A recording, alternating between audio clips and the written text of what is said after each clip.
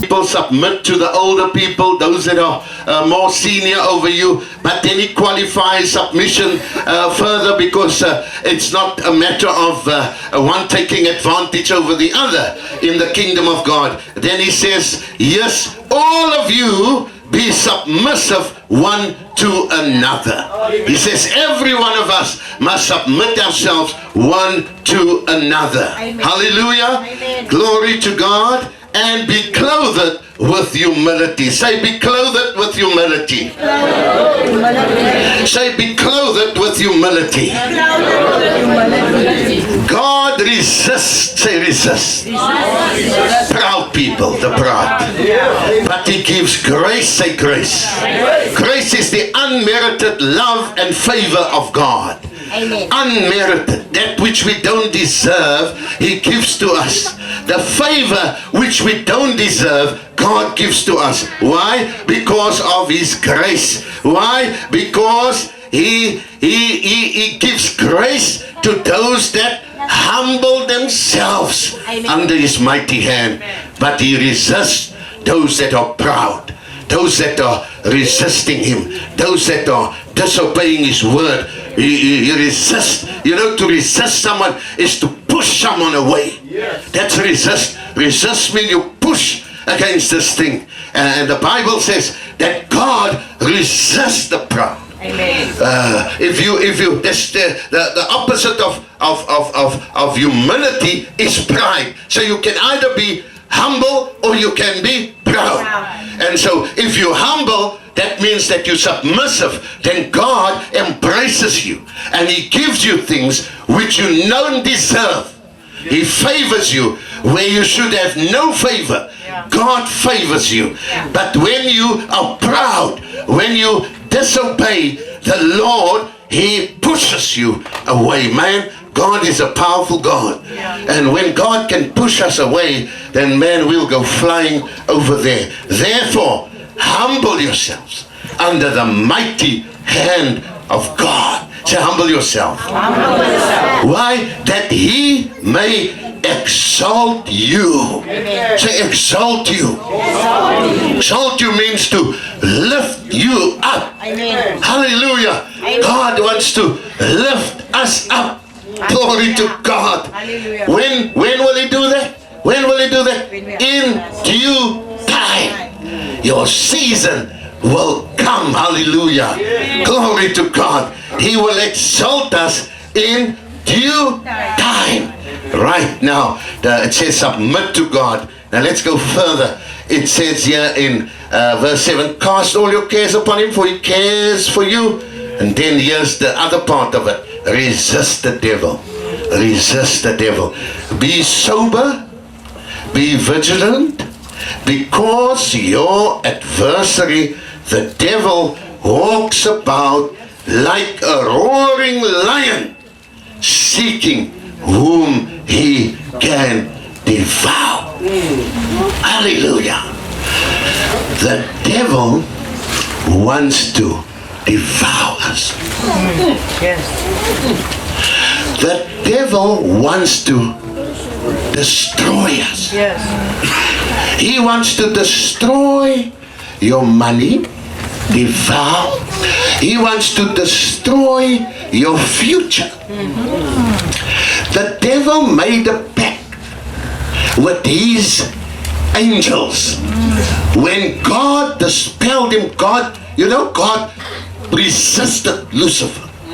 He pushed him. God gave him a push because he elevated himself. And he wanted to elevate himself be above God. And then the Bible says God gave him a push. And you know what? He fell like a star to the earth. Man, when God pushes you away, it is awesome. It is horrific. The devil has never recovered from that push. Up to this time, he's never recovered. And 1/3 of the angels went with him because they supported him in his rebellion against God. Don't support rebellion against God. Don't agree with people that wants to rebel against God, because you will be pushed with that people away from God. We must resist the devil. When you're in a company and the people are rebelling against God, close your ears. Close your ears. If you can walk away, walk away. Otherwise, close your ears, because you'll be contaminated with the forces that will come and devour that people. Now, the devil wants to devour us.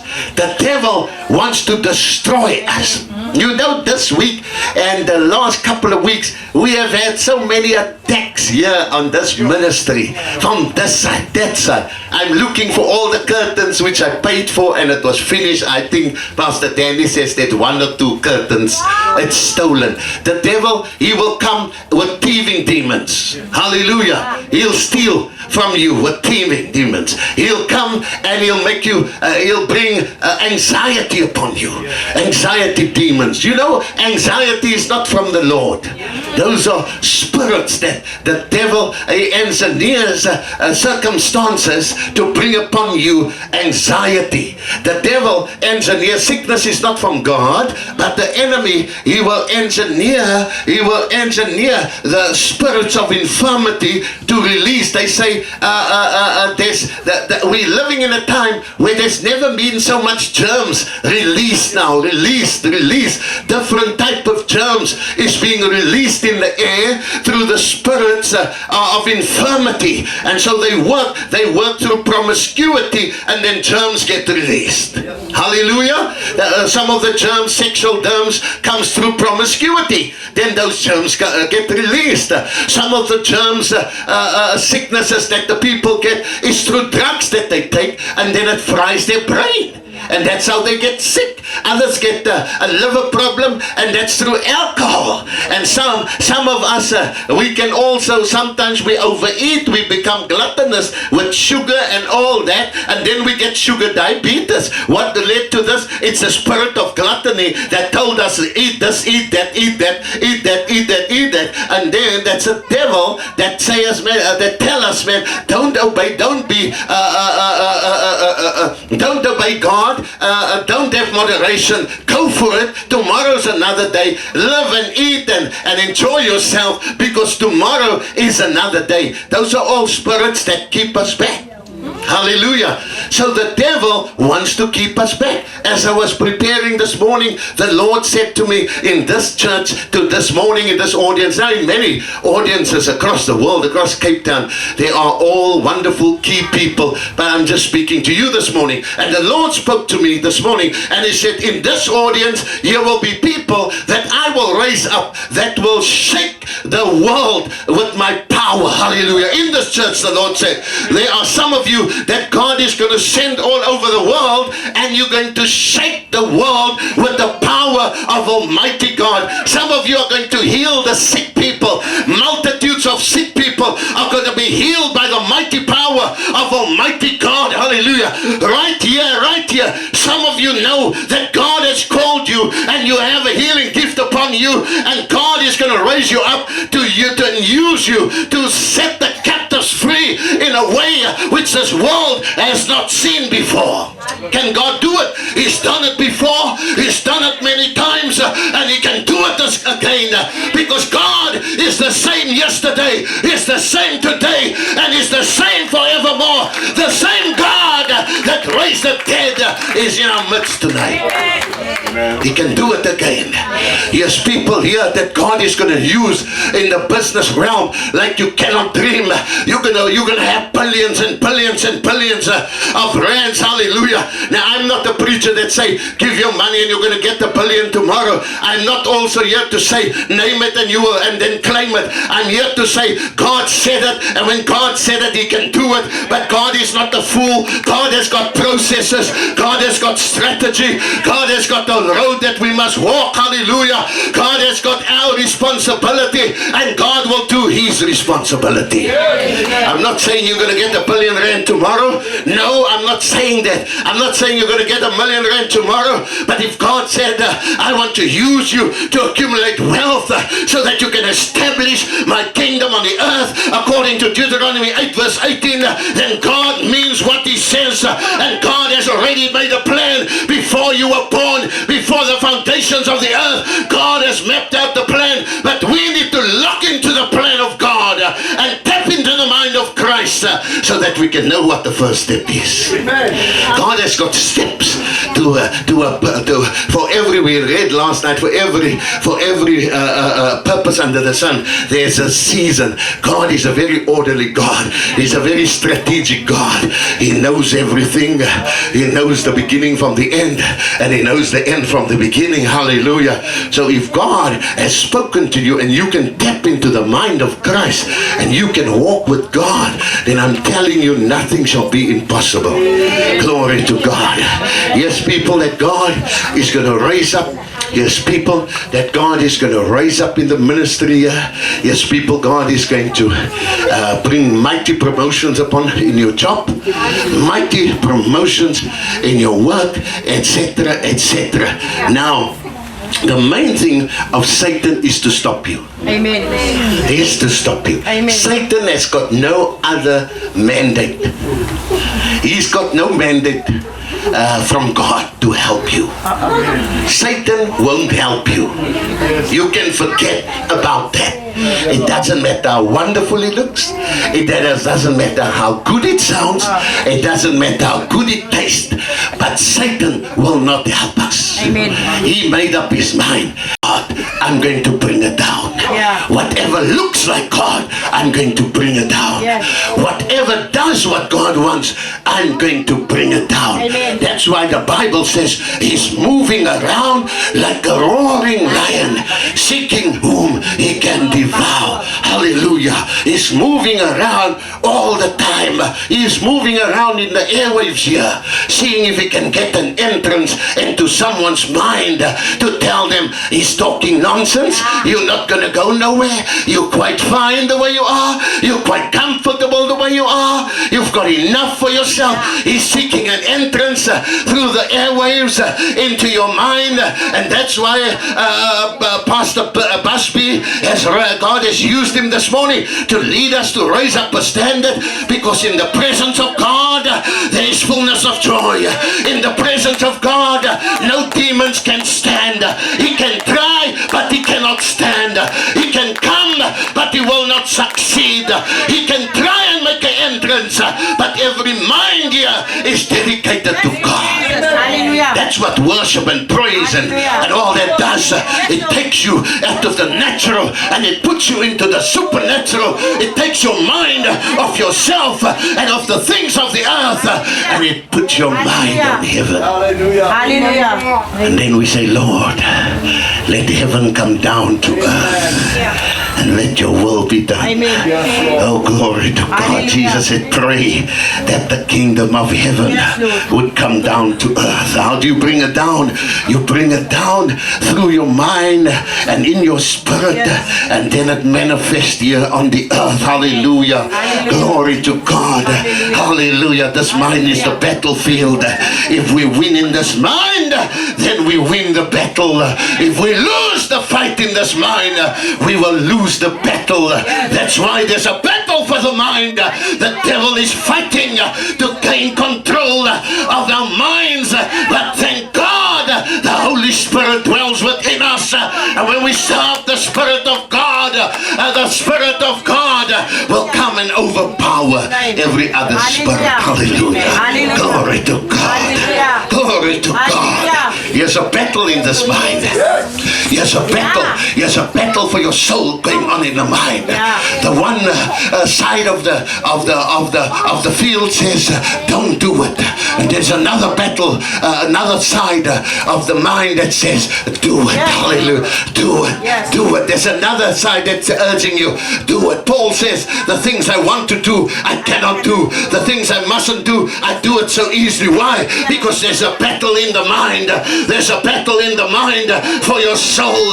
But thank God this morning, we want to give our souls wholly to God this morning. We want to give our lives wholly to God. There's a battle in the mind. Let's turn to First Corinthians now, quickly. I think it's 1 Corinthians 4. Let me see. 2 Corinthians 4. Submit to God and resist the devil.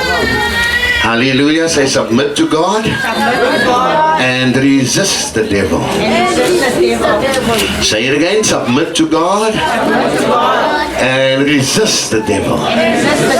So we must submit to God and resist the devil so that we can fulfill our purpose on this earth. Hallelujah. It's not easy to fulfill your purpose. Don't underestimate the devil. Huh? Yes. Don't look here. Look what Paul says here, 2 Corinthians chapter 2, sorry. 2 verse 11. It says, lest Satan should take advantage of us, for we are not ignorant of his devices. Why? He'll take advantage of us. If you're ignorant of the devices of the devil, he's going to control you. He's going to take advantage of you. And you know what? He's going to keep you going in circles. You know, the children of Israel was 40 years in the wilderness. Now, that was a big congregation. They seen miracles. God was moving. But they were still in the wilderness. They had not crossed over into the promised land. They had a great time, but they were in the wilderness. And many times we are in the church. We have a great time. We have wonderful blessings, but we have not reached our destination that God promised us. For every one of you sitting here, God has made a promise. Every one of us. Amen. Some of us from the small age, God made promises to us. Financial promises, spiritual promises, personal promises, emotional promises, business promises. But we haven't reached there. Hallelujah. Amen. And so these people were 40 years in the desert, seeing miracles, the manna from heaven, the cloud by day, the pillar by night, mighty miracles. They went through the Red Sea, but they were not in the promised land. And God don't want us to stay in the wilderness. God don't want us to become another statistic. God don't want us just to have a nice life, a good life, and then you have a good funeral. They say the high-powered people, they make big funerals. 40,000 is the coffin. 40,000 coffin. And the hearse and that. Some of these funerals, we don't get that money. Perhaps we must become undertakers. We only get 1,000 somewhat, sometimes 500. And I said to my wife, 500? And this people is charging, kyk hoe lag die kan Eleanor, 140,000. We mustn't be ignorant also. The devil mustn't keep us in the dark. We're doing all the dirty work and someone else is getting 140 and we getting 500. No. We must also ask the Lord for wisdom how to get some of that 140 so that we can do the work of God in Jesus' name. Hallelujah. Praise God. 140 sometimes, 120, 40,000, 50,000. They make the funerals, etc. But the thing is, that person, it doesn't matter how big that funeral, how expensive that coffin, they just become a statistic on the computer. Huh, Grisel? When they come in, they say, I want to come and visit my loved one. Who is he? Oh, he was a wonderful person. Then give me his name because I got the statistics on the computer. Chup, chup, chup, chup. Yeah, G50. Eleanor, was G50? Daar aan de kant lee. Eleanor sê hy lee daar aan de kant. Daar sê sy nog hy lee daar. G50. G50. Statistics. Statistics. En daar lee dokters daar lee muzikanten, daar lee skrywers, daar lee predikers, daar lee drome in die gatte daar. Daar lê missions wat nog nie klaar gemaak is nie. Daar lê magtige dinge wat nog nie gedoen is nie. Daar lê a wealth of potential is lying all over us here. I think sometimes, God, why did you bring us so close to the potential? And God speaks to me and he said, I want to keep your mind. When I gave you a vision in 1989, empower my people to reach their full potential. I want you to keep your eye on the ball. I've got a purpose and I don't want anyone to die without reaching their purpose, without reaching their destiny, whether it's in the spiritual realm, whether it's in the financial realm, whether it's in the educational realm. With God, all things are possible. Hallelujah. With man, things might seem impossible, but not with God. For with God, all things are possible. Amen. Hallelujah. Hallelujah. Hallelujah. Hallelujah. Hallelujah. Mark 10:27. With God, all things are possible. Amen. Not with Chris Naidoo. Not with the Church of Restoration. Thank God. Not Hope of Africa. Not GMP. With God, all things are possible. God just used vehicles, but God is God. He can use a donkey, but God is God. He can use an unclean bird, but God is God. God can use anything, but God is God. He can use your company. He can use your business. He can use your school. He can use your university, but God is God. Amen.